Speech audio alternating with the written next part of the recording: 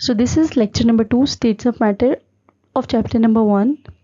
तो हम overview of the topic की बात करें। दुनिया में हमारे पास दो ही चीज़ें हैं। The first one is energy. Energy is the basic requirement to perform any task.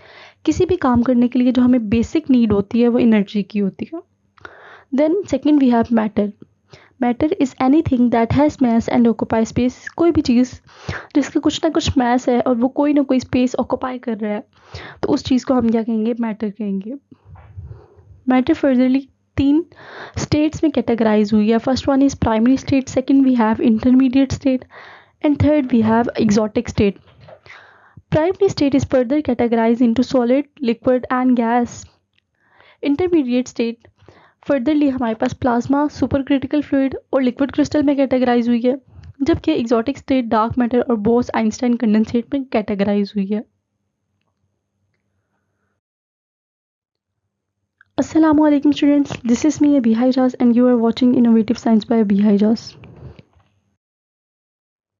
तो स्टूडेंट्स हम मैटर को डिस्कस करें। Matter is anything that has mass and occupied space. कोई भी चीज़ जिसका मैस हो और कोई ना कोई जगह घेर रही हो, तो उसे हम क्या कहेंगे? मैटर कहेंगे। सॉलिड में हमारे पास स्टोन्स की एग्जांपल है। स्टोन को अगर हम मेजरिंग बैलेंस पे रखें तो उसका कुछ ना कुछ वेट आ जाएगा। सिमिलरली स्टोन कोई ना कोई स्पेस भी ऑक्यूपाई कर रहे हैं। स्टोन बुक हमारे पास क्या आ जाती है? मैटर की एग्जांपल आ जाती है। सिमिलरली हमारे पास वाटर और मिल्क भी मैटर की एग्जांपल में आ जाता है। और केटली से निकलती हुई स्टीम और सराउंडिंग में मौजूद एयर भी हमारे पास मैटर है। क्यों? क्योंकि अगर हम इनको वे करें तो गैसेस का भी मैस होता है और गैसेस भी कुछ ना कुछ स्पेस को ऑक्यूपाई करती हैं। तो अब हम सॉलिड की बात करते हैं। सॉलिड की ये जो है मॉलिक्यूल का क्लोज स्ट्रक्चर है। तो सॉलिड के मॉलिक्यूल परफेक्टली अरेंज होते हैं, ठीक है। Solid molecule have definite shape. Solid के मॉलिक्यूल की जो शेप है ना वो डेफिनेट होती है, ठीक है। फॉर एग्जांपल अगर किसी भी सॉलिड का मॉलिक्यूल वो सर्कल शेप में है तो वो उसकी शेप जो है वो सर्कुलर ही रहेगी। With the passage of time उसकी शेप चेंज नहीं हो जाएगी। सिमिलरली वॉल्यूम हम किसे कहते हैं? Volume is the amount of space occupied by substance. कोई भी सब्सटेंस कितनी स्पेस ऑक्यूपाई कर रहा है ये उसका वॉल्यूम होता है, ठीक है। तो कोई भी सॉलिड सब्सटेंस उसकी शेप डेफिनेट होती है और वॉल्यूम भी डेफिनेट ही रहेगा, ठीक है। पार्टिकल अरेंजमेंट की बात करें तो particles are perfectly arrange and strongly bonded. Particle जो है उनकी परफेक्टली अरेंजमेंट होती है। मिसाल के तौर पर यहाँ हमारे पास क्यूबिक स्ट्रक्चर है, ठीक है। डायमंड हमारे पास जो है वो टेट्राहेड्रल स्ट्रक्चर में होता है, ठीक है। उसके अलावा आइस हमारे पास हेक्सागोनल स्ट्रक्चर में होती है। तो इन शॉर्ट यही कि सॉलिड के मॉलिक्यूल्स आर परफेक्टली अरेंज्ड, ठीक है। स्ट्रॉन्ग बॉन्डिंग इनके बीच जो होती है मौजूद होती है। आयनिक बॉन्डिंग हो गई, कोवलेंट बॉन्डिंग हो गई। मॉलिक्यूलर मोशन को देखें तो molecules oscillate about their mean position. अब हम देखते हैं मीन पोजीशन क्या होती है। मीन पोजीशन कहते हैं ओरिजिनल पोजीशन को। फॉर एग्जांपल ये मॉलिक्यूल है तो इसकी मीन पोजीशन ये होगी, ठीक है। तो सॉलिड के मॉलिक्यूल जब वाइब्रेशन शो करते हैं टेम्परेचर के चेंजेस से या किसी भी चेंजेस की वजह से, ठीक है, तो क्या होता है वो अपनी मीन पोजीशन यानी कि अपनी ओरिजिनल पोजीशन के इर्द गिर्द स्लाइटली ऑसिलेट करते हैं। ऑलराइट, इंट्रामोलेक्यूलर फोर्सेस को अगर हम देखें, very strong intra atomic and intramolecular forces are present in solid molecule. तो इंट्रा एटॉमिक एंड इंट्रामोलेक्यूलर का कॉन्सेप्ट समझने से पहले हम एटम एंड मॉलिक्यूल के कॉन्सेप्ट को रिव्यू करते हैं एक दफ़ा। तो ये हमारे पास क्या है? हाइड्रोजन का एटम है, ठीक है। तो हाइड्रोजन के एटम में जो ये इलेक्ट्रॉन मौजूद है और न्यूक्लियस और प्रोटॉन है, ठीक है, इनके बीच जो फोर्सेस हैं ये हमारे पास क्या होंगी? इंट्रा एटॉमिक फोर्सेस होंगी। Similar for the case of oxygen, यहाँ हमारे पास ऑक्सीजन है, ठीक है। ये ऑक्सीजन के इलेक्ट्रॉन्स हैं, ऑलराइट। तो ऑक्सीजन के इलेक्ट्रॉन, न्यूक्लियस और प्रोटॉन के बीच जो फोर्सेस हैं, वेदर वो इलेक्ट्रोस्टैटिक अट्रैक्शन फोर्सेस हैं, न्यूक्लियर फोर्सेस हैं, ठीक है, इन्हें हम क्या बोलेंगे? इंट्रा एटॉमिक फोर्सेस बोलेंगे, ठीक है। और जब ये दो हाइड्रोजन के एटम और एक ऑक्सीजन का एटम कंबाइन करके मॉलिक्यूल फॉर्मेशन करेंगे, ठीक है, तो ये हमारे पास क्या आ जाएंगी? इंट्रामोलेक्यूलर फोर्सेस आ जाएंगी, ठीक है। इसमें हमारे पास covalent bonding, ionic bonding are most common. अब हम डेंसिटी एंड कंप्रेसिबिलिटी का फैक्टर देखते हैं। Solid molecules are extremely dense, यानी कि सॉलिड मॉलिक्यूल्स जो होते हैं वो हाईली डेंस होते हैं, काफ़ी ज़्यादा हार्ड स्ट्रक्चर होता है इनका, एंड दे आर इनकम्प्रेसिबल, और इन्हें हम कंप्रेस नहीं कर सकते। फॉर एग्जांपल, अगर हम ये हमारे पास सॉलिड क्यूब है और अगर हम इस पर फोर्स अप्लाई करें तो ये अपनी शेप चेंज नहीं करेगा, ठीक है। ये मेटेलिक क्यूब है और फोर्स की एप्लीकेशन पे ये अपना स्ट्रक्चर चेंज नहीं करता, क्योंकि सॉलिड के मॉलिक्यूल आर एक्सट्रीमली डेंस, ठीक है, बहुत ज़्यादा हार्ड होते हैं, जिसकी वजह से ये अपनी शेप चेंज नहीं करते। लास्ट पॉइंट देखिए हम सॉलिड का, solid does not require a container for storage. Solid molecule के लिए हमें कोई भी कंटेनर की रिक्वायरमेंट नहीं होती स्टोरेज के लिए। तो अब हम लिक्विड के पार्टिकल्स को डिस्कस करेंगे। लिक्विड के पार्टिकल्स ऑलमोस्ट बहुत ही क्लोजली प्रेजेंट होते हैं और इनके बीच में जो स्पीसीज होती हैं वो बहुत ही कम होती हैं। पहला पॉइंट डिस्कस करेंगे shape and volume. Liquid have definite volume but indefinite shape. Liquid का जो वॉल्यूम होता है वो तो डेफिनेट होता है, लेकिन लिक्विड की शेप जो होती है वो इनडेफिनेट होती है। वॉल्यूम की बात करें, volume is the amount of space occupied by any substance. कोई भी सब्सटेंस कितनी स्पेस ऑक्युपाई कर रहा है ये उसका वॉल्यूम होता है, ठीक है। तो लिक्विड कुछ ना कुछ स्पेस को ऑक्युपाई करता है, so that's why liquid have definite volume. Indefinite shape के बारे में बात करें तो बेसिकली हम लिक्विड को जिस भी कंटेनर में पोर करते हैं लिक्विड उसकी शेप में आ जाता है। फॉर एग्जांपल, ये बीकर का पानी जो है हमने कॉनिकल फ्लास्क में डाला तो लिक्विड कॉनिकल फ्लास्क की शेप में आ गया। फिर अगर यही पानी हम राउंड बॉटम फ्लास्क में डाल दें तो लिक्विड राउंड बॉटम फ्लास्क की शेप में आ जाएगा। और अगर पानी को हम ग्रेजुएटेड सिलेंडर में डाल दें तो लिक्विड ग्रेजुएटेड सिलेंडर की शेप में आ जाएगा। और अगर इसी पानी को हम रीएजेंट बॉटल में डाल दें तो लिक्विड रीएजेंट बॉटल की शक्ल में आ जाएगा। तो इस तरह लिक्विड जो है कंटेनर की शेप को अडॉप्ट करता है, ठीक है। सेकेंड पॉइंट यही है कि container shape adoption, take the shape of its container. Particle arrangement को देखें, molecules are closely packed but can move slightly. Molecules जो हैं वो बहुत ही क्लोजली एक दूसरे के होते हैं लेकिन स्लाइटली मूवमेंट शो करते हैं। इंटरमॉलिक्यूलर फोर्सेस की बात करें, significant intermolecular forces are present within liquid molecules. तो ये हमारे पास जो है वाटर का स्ट्रक्चर है, ठीक है, और हाइड्रोजन बॉन्डिंग इसके बीच प्रेजेंट होती है और लिक्विड की जो इंटरमॉलिक्यूलर फोर्सेस होती हैं वो काफ़ी स्ट्रॉन्ग होती हैं। अब हम नेक्स्ट पॉइंट समझते हैं डेंसिटी एंड कंप्रेसिबिलिटी को। तो बेसिकली लिक्विड जो होते हैं वो गैसेस की निस्बत डेंसर होते हैं लेकिन सॉलिड की निस्बत लेस डेंसर होते हैं, ठीक है। फॉर एग्जांपल, हमारे पास ये कंटेनर है, इसमें हमने क्या किया, लिक्विड को फिल कर लिया, इसके लिड को क्लोज किया और ऊपर से पिस्टन अटैच कर दी। अब हमने क्या किया, हमने इस पर फोर्स अप्लाई की, ठीक है, और उसके बाद हमने देखा क्या, जब फोर्स अप्लाई की तो हमें इसमें जो है चेंज इन वॉल्यूम नज़र आ रहा है। ऑल्दो ये चेंज इन वॉल्यूम बहुत ही थोड़ा है, क्यों, क्योंकि liquids are very less compressible. तो ये हम डिस्टेंस देख सकते हैं कि पहले हमारे पास जो लिक्विड का वॉल्यूम ये था और अब ऑलमोस्ट ये है, बिल्कुल माइनर सा डिफरेंस नज़र आ रहा है because liquid are very less compressible. Storage का पॉइंट देखें, liquids always stored in a container. Liquid को हम हमेशा किसी न किसी कंटेनर में स्टोर करते हैं, अदरवाइज ये वेस्ट हो सकता है।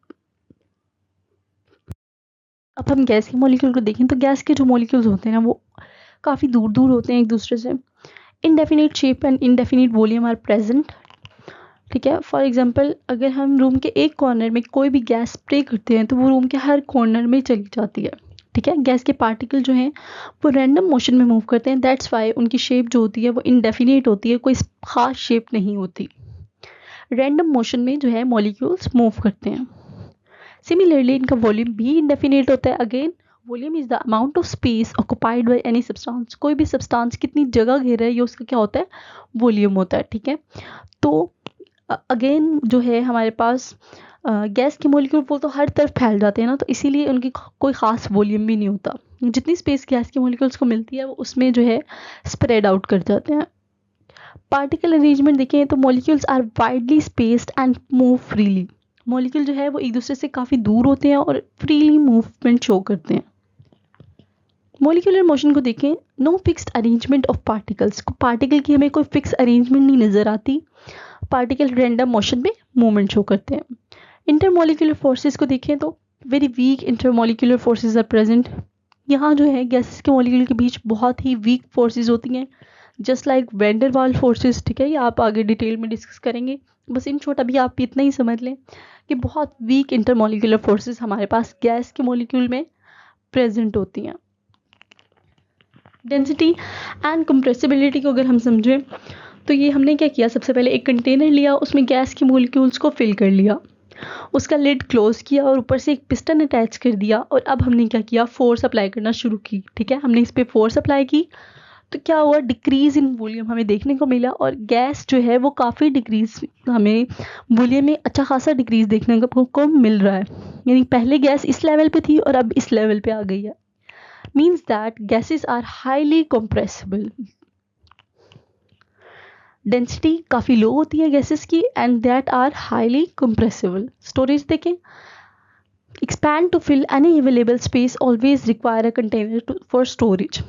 जितनी स्पेस गैसेस को मिलती है वो उसमें ऑक्यूपाई कर जाती हैं, इसीलिए गैसेस को हमेशा किसी न किसी कंटेनर में स्टोर किया जाता है। यूजुअली गैसेस को हम सिलेंडर्स में इनक्लोज करते हैं और उसी में स्टोर करते हैं।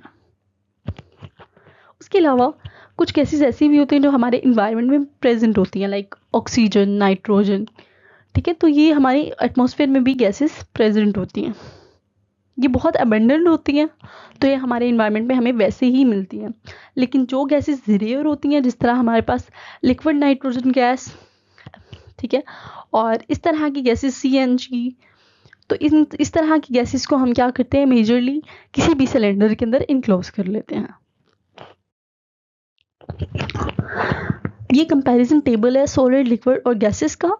इन सब पॉइंट्स को हमने डिटेल से डिस्कस कर लिया। अगर आपको पेपर में लॉन्ग क्वेश्चन आता है तो बिल्कुल इसी तरह से आप एक एक पॉइंट मेंशन कर सकते हैं, हेडिंग दें और उसके नीचे स्टेटमेंट्स लिखें, और इस तरह ही आप जो है बता सकते हैं।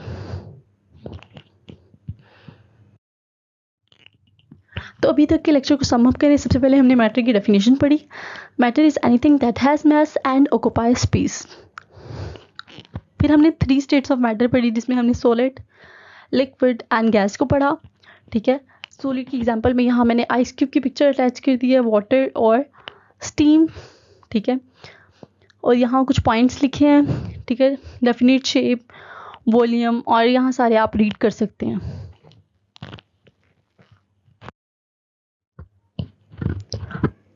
अब हम डिस्कस करेंगे प्लाज्मा को। तो plasma is a high kinetic energy, ठीक है, जिसे हम आयनाइजेशन के प्रोसेस के थ्रू पार्शियली आयनाइज करते हैं, और जो कंपोनेंट प्लाज्मा गैस से निकलते हैं that is electron, ion and photon. अब प्लाज्मा की हम एप्लीकेशंस पढ़ेंगे। तो सबसे पहले हमें फ्लोरेसेंट ट्यूब्स में जो है प्लाज्मा देखने को मिलता है। ठीक है, ये जो है फ्लोरेसेंट ट्यूब्स हम यूजुअली जो है ना यूज़ होते थे पहले, हमारे हाउस होल्ड यूज़ होते थे, घरों में पहले यही होते थे। अब तो LED बल्ब्स आ गए हैं, लेकिन पहले हमारे पास फ्लोरेसेंट ट्यूब्स होती थी। उसके अलावा वेल्डिंग आर्क में प्लाज्मा का एप्लीकेशन है, and in the end lightning में भी प्लाज्मा जो है यूज़ होता है। यानी जब लाइटनिंग का फिनोमेना होता है तो बादल गरजते हैं और यहाँ प्लाज्मा प्रोडक्शन होती है। स्टूडेंट्स, अगर आपको लेक्चर की समझ आ रही है तो चैनल को लाइक, शेयर, सब्सक्राइब करना मत भूलिएगा। सुपर क्रिटिकल फ्लूइड की highly compressed state exhibiting both properties of gases and liquid. तो सुपर क्रिटिकल फ्लूइड्स ऐसे फ्लूइड होते हैं जिसमें गैसेस और लिक्विड की दोनों की प्रॉपर्टीज होती हैं। Basically super critical fluid are the mixture of gases and liquids. हमें पता है कि कुछ सॉल्वेंट्स होते हैं, जिस तरह के हमारे पास वाटर है which is a universal solvent. उसके अलावा मेथनॉल, एथेनॉल और सम इनऑर्गेनिक सॉल्वेंट्स भी होते हैं हमारे पास। तो ऐसे रिएक्शन, केमिकल रिएक्शंस जो कि नॉर्मल सॉल्वेंट्स में नहीं होते, कन्वेंशनल सॉल्वेंट्स में नहीं होते, तो उनके लिए हम क्या यूज़ करते हैं, सुपर क्रिटिकल फ्लूइड यूज़ करते हैं। ठीक है, तो सुपर क्रिटिकल फ्लूइड के एग्जाम्पल में आप लोग कार्बन डाइऑक्साइड मेंशन कर सकते हैं। ठीक है, तो it enable chemical reaction that may not possible in conventional solvent such as super critical carbon dioxide. ऐसे रिएक्शन जो कि नॉर्मल सॉल्वेंट्स में नहीं होते, तो उनके लिए हम क्या यूज़ करते हैं, सुपर क्रिटिकल फ्लूइड्स यूज़ करते हैं, और जिसकी एग्जांपल एक कार्बन डाइऑक्साइड भी है, super critical fluid carbon dioxide. Liquid crystal की बात करें तो properties of liquid crystal fall between conventional liquid and crystalline solid. यानी कि लिक्विड क्रिस्टल की जो प्रॉपर्टीज़ हैं वो लिक्विड और सॉलिड्स दोनों की होती हैं। यानी कि लिक्विड क्रिस्टल हमारे पास लिक्विड और सॉलिड दोनों की प्रॉपर्टीज़ रखता है। ठीक है, यूजुअली लिक्विड क्रिस्टल्स को हम स्क्रीन्स में यूज़ करते हैं, डिस्प्ले डिवाइसेस में। ठीक है, कंप्यूटर, मॉनिटर, क्लॉक, वॉचेस और नेविगेशन सिस्टम की जो सारी डिवाइसेस होती हैं, ठीक है, इनमें हम क्या यूज़ करते हैं, लिक्विड क्रिस्टल को यूज़ करते हैं। ग्रेफीन की बात करें तो graphene is a 2 dimensional crystal with a single layer of carbon atom arrange in a hexagonal pattern. 2 dimensional crystal होता है जो कि single layer of carbon atom के साथ अरेंज करके हेक्सागोनल पैटर्न बनाता है। ग्रेफीन के अगर मैं आपको स्ट्रक्चर दिखाऊं तो ये ग्रेफीन का हमारे पास स्ट्रक्चर होता है। ऑलराइट, ग्रेफीन वैसे टफ होती है, फ्लेक्सिबल, लाइट वेट और हाईली रेजिस्टेंट होती है सिवियर इन्वायरमेंट से। अब हम एग्जॉटिक स्टेट की बात करते हैं। तो ऐसी स्टेट ऑफ मैटर जो कि सॉलिड, लिक्विड, गैस और प्लाज्मा से डिफरेंट होती है, तो हम उसे क्या कह देते हैं, एग्जॉटिक स्टेट ऑफ मैटर कहते हैं। क्या कहते हैं उसे, हम एग्जॉटिक स्टेट ऑफ मैटर कहते हैं। इसमें हमारे पास कुछ चीज़ें आ जाती हैं जिसे हम डिस्कस करेंगे। Dark matter, nuclear matter, spin quantum liquid, boss Einstein condensate. Dark matter को भी हम फर्दर आगे डिस्कस करेंगे, फिर आपको बेहतर समझ आएगी। न्यूक्लियर मैटर को देखते हैं। Matter that exist in course of atomic nuclei. Atom के न्यूक्लियाई में, यानी कि न्यूक्लियस और प्रोटॉन जो होता है वो हमारे पास क्या आता है, एक्सोटिक स्टेट के अंडर आता है। ऑलराइट, पोस्ट आइंस्टाइन कंडेंसेट की बात करें तो a state of matter form near at absolute zero temperature. For example, अगर हम टेम्परेचर बहुत ज़्यादा लो कर दें, एब्सोल्यूट जीरो पे चले जाएं, 0 केल्विन पे चले जाएं, ठीक है, तो तब मैटर की जो स्टेट होगी हम उसे क्या बोलेंगे, पोस्ट आइंस्टाइन कंडेंसेट बोलेंगे। ठीक है, अब स्पिन क्वांटम लिक्विड को देखें तो a state where magnetic moment remain disordered at low temperature. यानी कि हम इतना टेम्परेचर लिक्विड का लो कर दें कि जहाँ मैग्नेटिक मूवमेंट है वो डिस्टर्ब हो जाए, डिसऑर्डर हो जाए, रैंडमनेस आ जाए, तो हम उसे क्या कहेंगे, स्पिन क्वांटम लिक्विड। ठीक है, और अदर्स में क्या होता है, हमारे पास मैटर को अगर हम एक्सट्रीम कंडीशंस पे ले जाएं, यानी टेम्परेचर को बहुत ज़्यादा बढ़ा दें या बहुत कम कर दें, प्रेशर और जो है वॉल्यूम के साथ हम चेंजेस करें, तो उसमें भी जो है हमारे पास exotic state of matter form करता है। अब हम डार्क मैटर को अंडरस्टैंड करते हैं। तो हम डार्क मैटर को समझने से पहले हम ये देखते हैं कि हम किस तरह से डेली लाइफ में कलर्स को ऑब्जर्व करते हैं। तो जब भी अंधेरे में हम किसी भी ऑब्जेक्ट पे वाइट लाइट फॉल करते हैं तो वाइट लाइट में से 7 कलर्स निकलते हैं, जिसमें red, orange, yellow, green, blue, Indigo और वायलेट इंक्लूड होते हैं। ये वही कलर्स हैं जो हमें रेनबो में भी देखने को मिलते हैं। जब वाइट लाइट किसी भी ऑब्जेक्ट फॉल करती है, फॉर एग्जांपल यहाँ हमारे पास एप्पल है, तो 6 कलर्स उस ऑब्जेक्ट में अब्जॉर्ब हो जाते हैं, जिस तरह orange, yellow, green, blue, Indigo और वायलेट जो है अब्जॉर्ब हो गए हैं इस एप्पल के अंदर। सिर्फ एक कलर रिफ्लेक्ट बैक होता है जो कि हमारी आइज डिटेक्ट करती हैं। तो इसी तरह हम डेली लाइफ में कलर्स को ऑब्जर्व करते हैं। तो बेसिकली अब डार्क मैटर ऐसा मैटर होता है जो ना तो किसी भी कलर को अब्जॉर्ब करता है और ना ही किसी कलर को रिफ्लेक्ट करता है, और कोई फोर्स ऑफ अट्रैक्शन वहाँ नहीं होती एक्सेप्ट ग्रेविटी की। 27% जो है मैटर यूनिवर्स में ऐसा है कि जिसे हम नहीं देख सकते। ठीक है, तो वो उसे हम डार्क मैटर कहते हैं। So that's all from today's lecture.